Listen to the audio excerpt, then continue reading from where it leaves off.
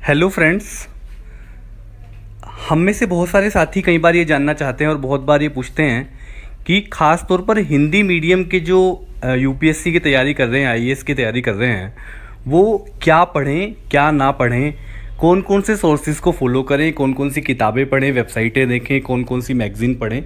तो मैंने इसी के लिए एक छोटा सा लेसन तैयार किया है, आइए देखते हैं।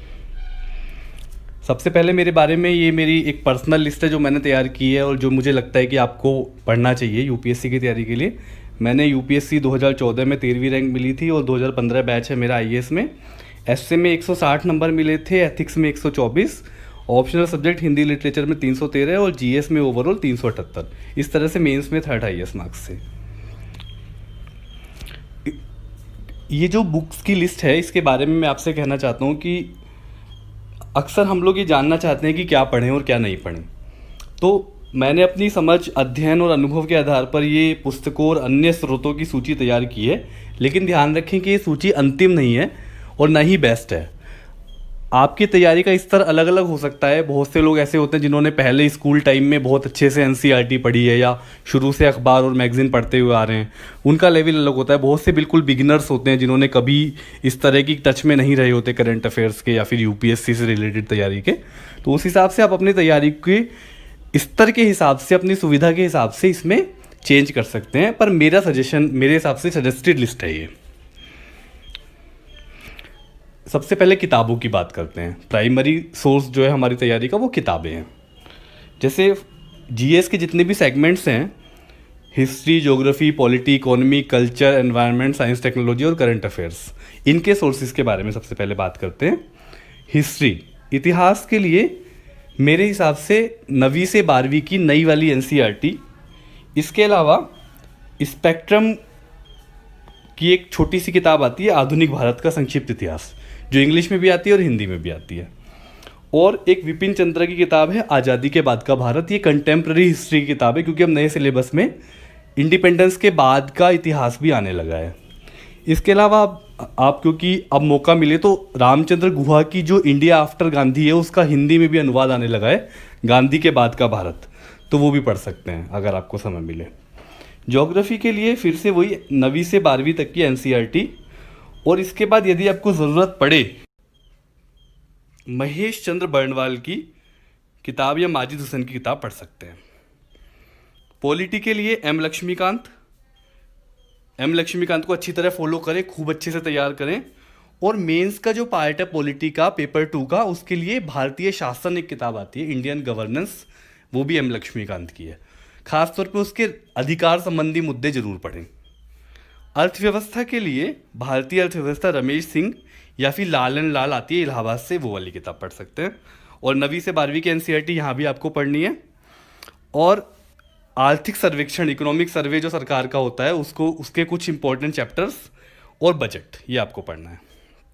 इसके अलावा बुक लिस्ट में पर्यावरण के लिए एनसीईआरटी और परीक्षा वाणी इलाहाबाद की किताब है पारिस्थितिकी के ऊपर, वो पढ़ सकते हैं। और इकोनॉमी में ही मृणाल के वीडियो लेक्चर भी आप देख सकते हैं, अच्छे वीडियो लेक्चर हैं। और इकोनॉमी, साइंस, टेक्नोलॉजी के लिए 6ठी से 10वीं तक की NCERT.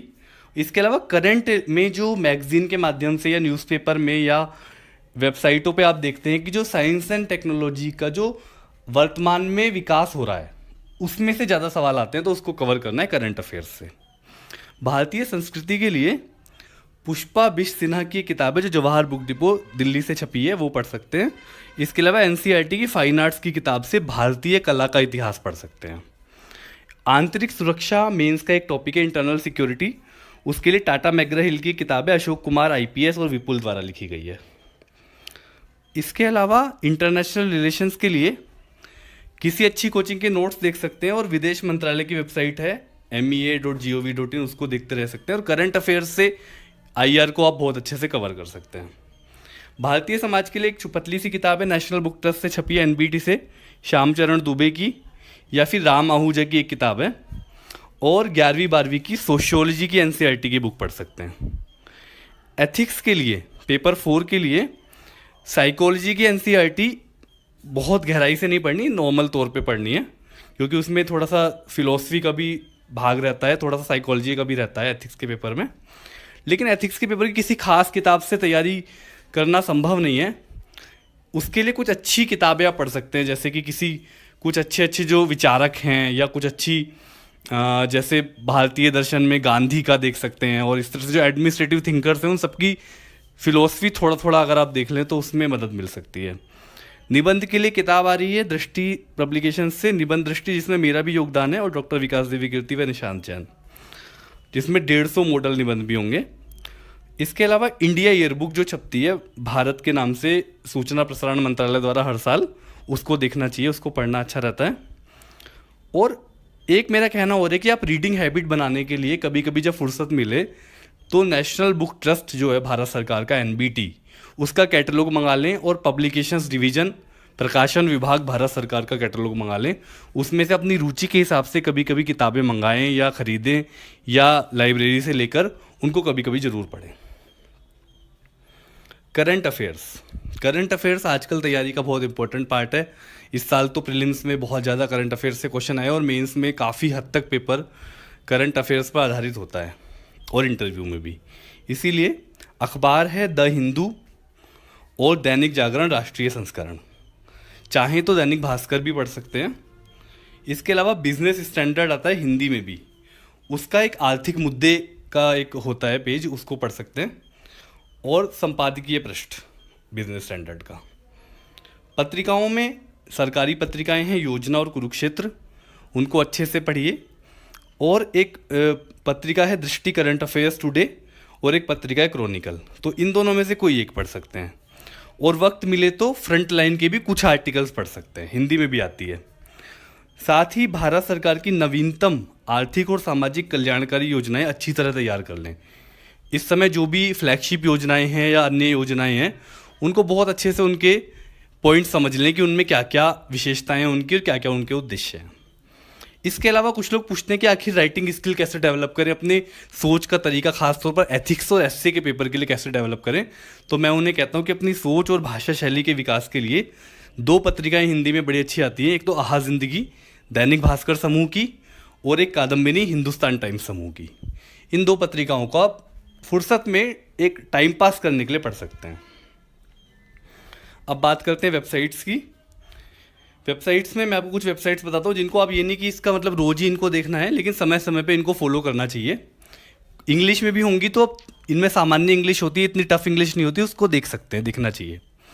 india.gov.in, newsonair.com, pib.nic.in, mrnal.org, insightsonIndia.com mains के लिए अच्छी है, उसमें सवाल बहुत अच्छे आते हैं।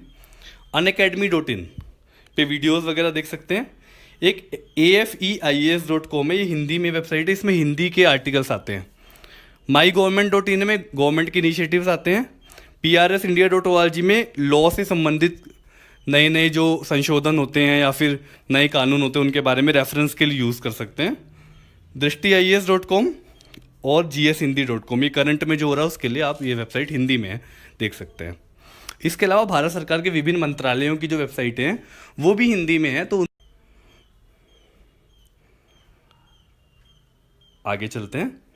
Radio TV, Akashvani, all India radio, DD news, Rajya Sabha पर बहुत अच्छे अच्छे प्रोग्राम आता है। राज्यसभा टीवी पे देश देशांतर इस तरह के बहुत अच्छी डिबेट्स आती हैं। और लोकसभा टीवी, ये समय समय पे आप देख सकते हैं।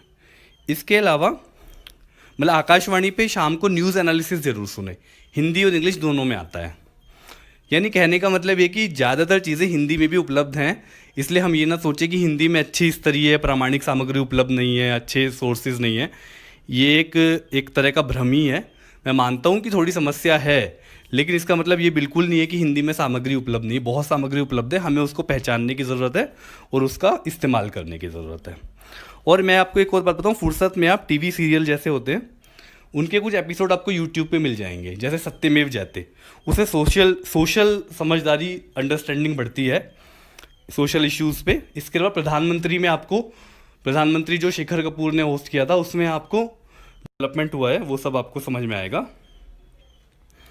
प्रधानमंत्री के अलावा एक संविधान है, राज्यसभा टीवी द्वारा प्रसारित हुआ था। इसमें संविधान कैसे बना, मेकिंग ऑफ कॉन्स्टिट्यूशन, उसकी समझ पड़ती है। इस तरह से ये एक मेरी समझ में एक लिस्ट थी हिंदी माध्यम के विद्यार्थियों के लिए, अभ्यर्थियों के लिए, सिविल सेवा परीक्षा की तैयारी के लिए सारे सोर्सेज की बहुत बहुत धन्यवाद।